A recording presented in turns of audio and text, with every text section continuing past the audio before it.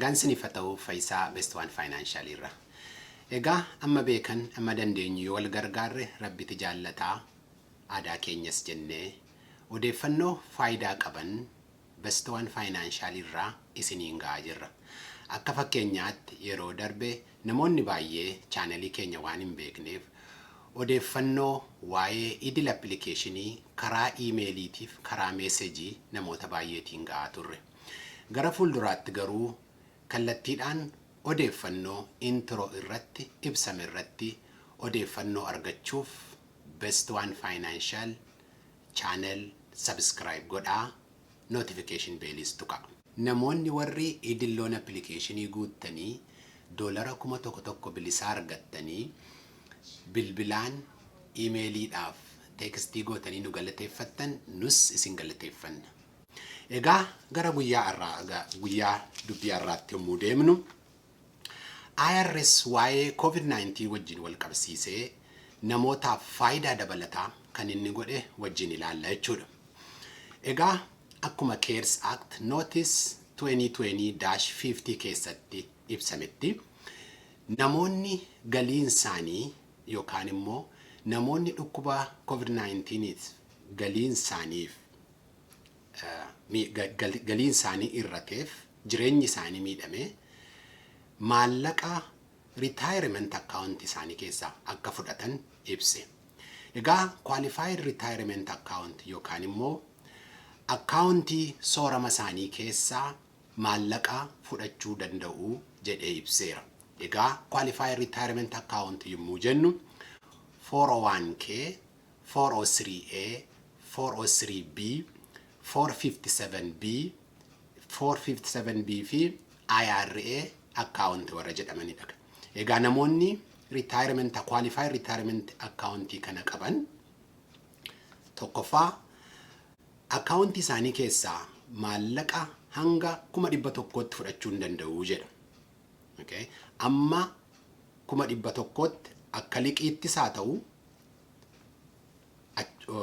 liqii malee akkasuma keessaa baafachuullee hin danda'u jedha.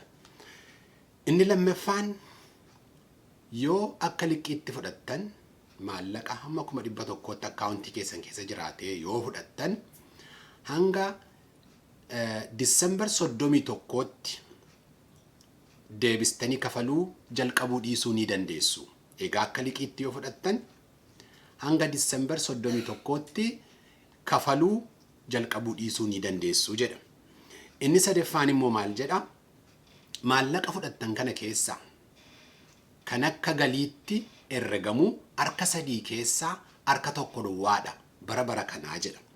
Bara 2020 kana maallaqa fudhattan kana keessaa maallaqa akkaawuntii keessan keessaa fudhattan kana keessaa harka 3 keessaa harka 1 duwwaatu galii keessan isa 2020 keessatti dabalamee gibira irratti kafaltu jechuudha. Kun egaa faayidaa guddaa qaba. Sababiin isaa normaalii yeroo kaan maalti ta'a ture nami tokko yoo retirement account isaa keessaa maallaqa fudhate yeroo suma waggaa dhumarratti IRS document form 1099R kan jedhutu dhufa. Isa kana fudhatee yommuu taaksii isaa qopheessu maallaqni akkaawuntii isaa keessa retirement akkaawuntii isaa keessaa fudhate kuni hundumtu akka galii bara inni baafateetti lakkaa'ama. Yookaan immoo galiinni bara maallaqa sana fudhate qabu wajjin walitti hidhamee irratti gibira kaffalaa jechuudha. Barana garuu akka CARES Act kanaan garuu maaltu ta'e fakkeenyaaf 60,000 yoo akkaawuntii keessaa fudhattan 2020 kana kan isin akka galiitti mindaa keessanitti yookaan immoo galii keessanitti idaatanii galii kodheettanii riippoortii gootan 60,000 keessaa 20,000 duwwaadha jechuudha. Kanaafuu harka 3 keessaa harka 1 duwwaa akka galiitti riippoortii gootu waggaa isa jalqabaa. Harka 3 keessaa harka 1 isa hafe immoo 2021 riippoortii gootu isa harka 3 keessaa harka 1 isa dhumaa immoo 2022 riippoortii gootu jechuudha.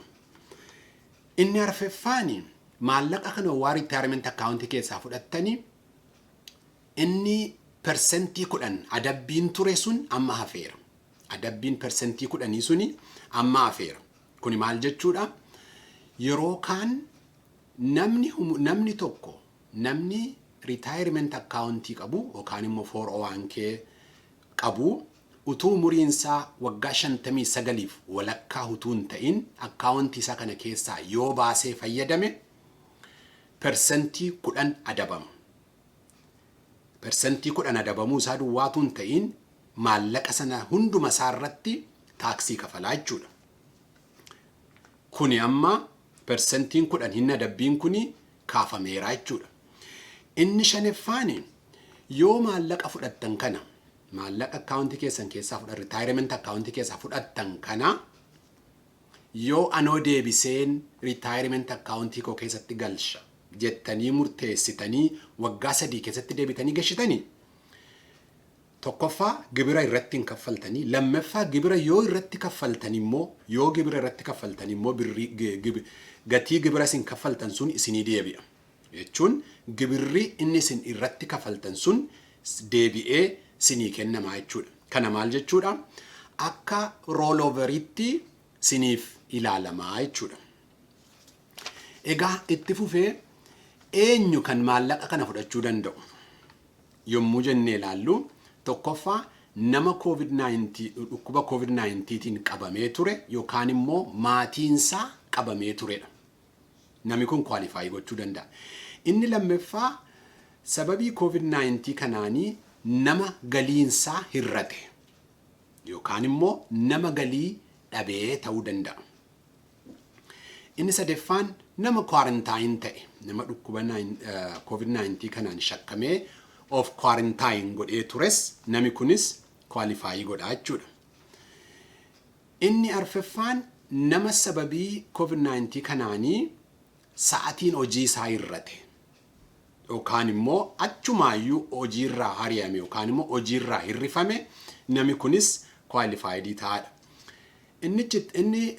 Inni taanuu sababii balaa dhukkuba kanaatiin ammas hojii hojjechuu kan hin danda'in kun jechuun sababii oolmaan daa'immanii cufameef nami mana taa'ee daa'ima isaa eegu yookaan daa'ima isaa kunuunsu nami kunis kwalifaayii gochuu danda'a jechuudha. Inni torbaffaan namoonni hojii dhuunfaa hojjetanii sababii dhukkuba kanaatiin galii dhaban yookaan immoo hojii isaanii dhaaban isaan kunis kwalifaayii ta'u. Namoonni hojii dhuunfaa hojjetanii hojii isaanii tootaalii hin dhaabiin garuu immoo sa'aatiin hojii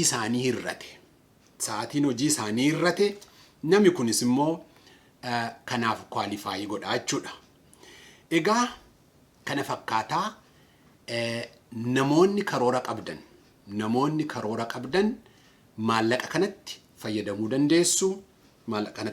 dandeessu. Faayidaa guddaa qaba.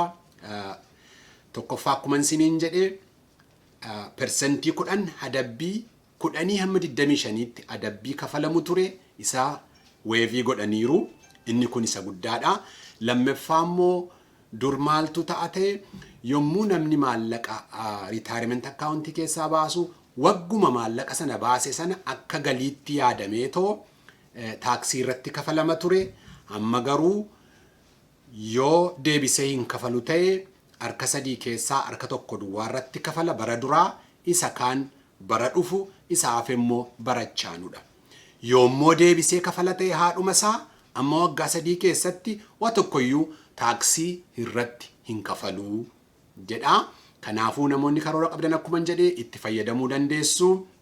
Kana fakkaataa viidiyoo kana yoo jaallattanii best one financially subscribe gochuun irraanfatinaa notification bellis tuqaa isiniin jenna. Gara fuulduraatti viidiyoo adda addaatiin deebinee amma wal agarrutti nagaan naa ta'a.